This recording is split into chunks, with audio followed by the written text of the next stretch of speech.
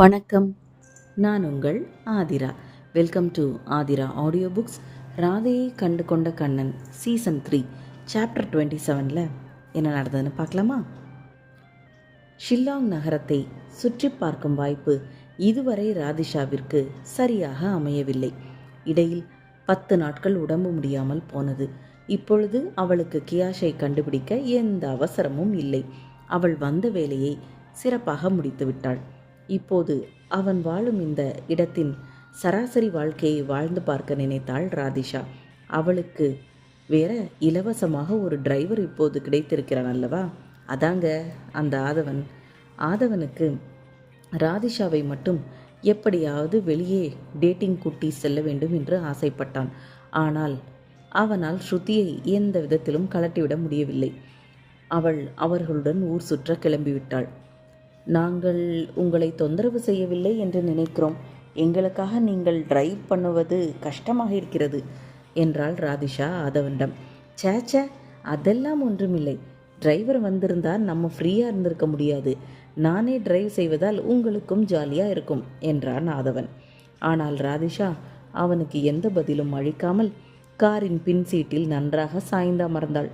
ராதிஷாவின் கண்கள் அவளது மனதில் உள்ள சந்தோஷத்தை கண்ணாடி போல் காட்டியது.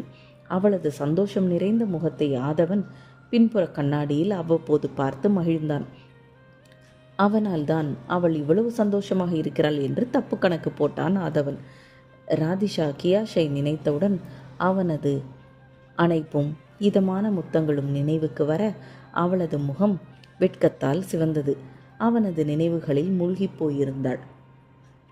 அவனை பற்றி நினைத்த மாத்திரத்தில் அவனிடம் பேச வேண்டும் என்று தோன்றியது ராதிஷாவிற்கு.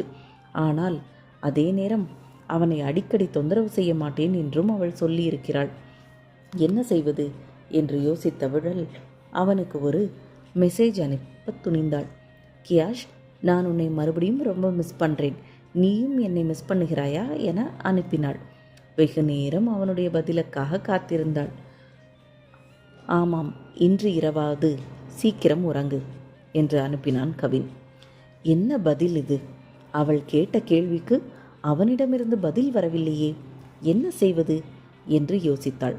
முன்னே டிரைவ் செய்து கொண்டிருந்த ஆதவனை பார்த்ததும் அவளுக்கு ஒரு யோசனை தோன்றியது. மிஸ்டர் ஆதவன், நான் உங்களுடன் ஒரு பிக்சர் எடுத்துக்கொள்ளலாமா என கேட்டாள் ராதிஷா. அவள் கேட்டதும் அவனுக்குள் ஒரு உற்சாகம் ஊற்றெடுத்தது. உடனே அவன், ஒரு செல்ஃபி எடுத்துக்கொள்ளலாமே, ஒன்றும் பிரச்சனை இல்லை என்று அவளது மொபைலில் செல்ஃபி கேமராவுக்கு போஸ் கொடுத்தான். ராதிஷாவின் திட்டம் வேறாக இருந்தது. எடுத்த ஃபோட்டோவை அப்படியே கியாஷிற்கு அனுப்பினாள். பின் மெசேஜில், இன்று மிஸ்டர் ஆதவன் தான் எனக்கு டூர் கைடு. இன்று நான் சிட்டி முழுக்க சுற்றி பார்க்க போகிறேன்.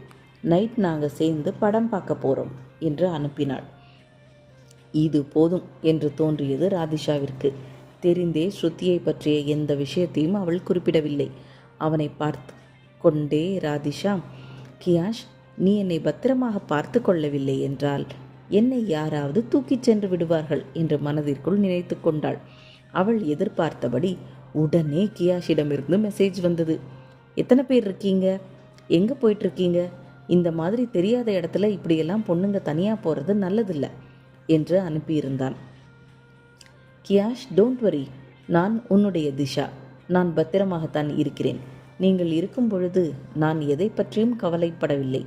என்னிடம் யாரும் நெருங்கவும் முடியாது என்று பதில் அனுப்பினாள் ராதிஷா. இவள் இன்னும் சின்ன குழந்தைதான் என்று அப்பப்போ ப்ரூவ் பண்ணுகிறாள் என்று நினைத்த கவின் தனக்குத்தானே சிரித்து கொண்டான். ஒரு மீட்டிங் முடித்துவிட்டு அவனது அறைக்குள் நுழைந்தவன் செக்ரட்டரியை வரவழைத்து, ask mister Raman to meet me என்றான். எஸ் சார், இப்போதே வரவழைக்கிறேன் என்று சொன்ன செக்ரட்டரி வேகமாக வெளியேறினாள். அடுத்த 5வது நிமிடம் ராமன் அறைக்குள் நுழைந்தார். மாஸ்டர், என்னை அழைத்தீர்களா என கேட்டார் ராமன். ஏதோ ஒரு ஃபைலில் கையெழுத்திட்டு கொண்டே நிமிர்ந்து கூட பார்க்காமல் கவின் பேசினான். ராமன், உங்களுக்கு என்னிடம் சொல்ல ஏதாவது இருக்கிறதா என கேட்டான் கவின். ராமனுக்கு நன்றாகவே புரிந்தது கவின் என்ன கேட்க வந்தான் என்பது. நேற்று இரவு நடந்த எதுவும் தெரியாதது போல் முகத்தை அப்பாவியாக வைத்துக்கொண்டு கவினுக்கு பதிலளித்தான். மாஸ்டர், நீங்கள் கேட்பது எனக்கு புரியவில்லை என்றார் ராமன்.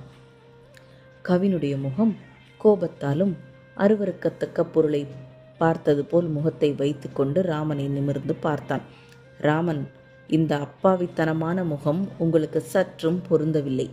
அதற்கு நீங்கள் திஷாவிடம்தான் டியூஷன் கற்றுக்கொள்ள வேண்டும் என்றான் கவின். அவளை பற்றி நினைத்த மாத்திரத்தில் ராதிஷாவிடமிருந்து மறுபடியும் ஒரு ஃபோட்டோ வந்தது. ஓப்பன் செய்து பார்த்தபோது இன்னொரு செல்ஃபி ஃபோட்டோவில் நான் அழகாக இருக்கிறேனா என அனுப்பியிருந்தாள் ராதிஷா. கவினுடைய விரல்கள் வேகமாய் அவளுக்கு பதிலளிக்க தொடங்கியது. எதிரே நின்றிருந்த ராமனை பற்றியோ அவன் வேலையில் இருப்பதை பற்றியோ அவன் கவலைப்படவில்லை. ரொம்ப க்யூட்டாக இருக்கே என்று பதில் அனுப்பினான் கவின். அடுத்த நிமிடம் மீண்டும் ஒரு புகைப்படத்தை அனுப்பினாள் ராதிஷா. இவ்வளவு அழகாக இருக்கும் என்னை ஒரு கடிக்க தோன்றவில்லையா என அனுப்பியிருந்தாள் ராதிஷா. என்னங்க, 2 பேர் ரொம்ப நேரமாக சேட் பண்ணிக்கிட்டு இருக்காங்கல்ல. இந்த லவ் ஸ்டோரியில் அடுத்து என்ன நடந்ததுன்னு நெக்ஸ்ட் எபிசோடில் பார்க்கலாமா? Bye viewers.